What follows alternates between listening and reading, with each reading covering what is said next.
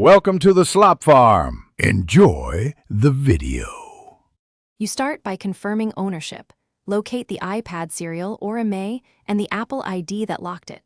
Once done, gather proof of purchase photos and the original packaging if available. Make sure the iPad is charged and on a reliable Wi-Fi network so it can reach Apple servers. You should sign into iCloud. Com on another device to check activation lock status.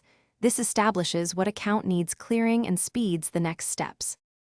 You now focus on removing the link between the device and the Apple ID. If you control the Apple ID, go to iForget. Apple, Com to reset credentials and remove the device from iCloud. If not, contact the previous owner and ask them to sign into iCloud and remove the iPad from their devices list. This is the fastest fix.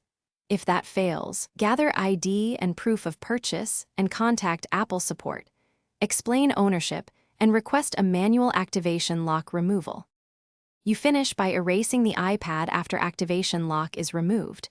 Go to Settings General Reset or use Recovery Mode with Finder or iTunes and restore. Then complete the setup as a new device. If the lock still appears, escalate with Apple support. Provide more documentation and reference the prior case number. Persistence is often required. One troubleshooting tip: if remote removal seems to stall, sign out of all iCloud settings.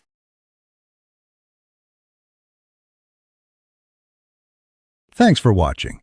Consider subscribing if we helped you today.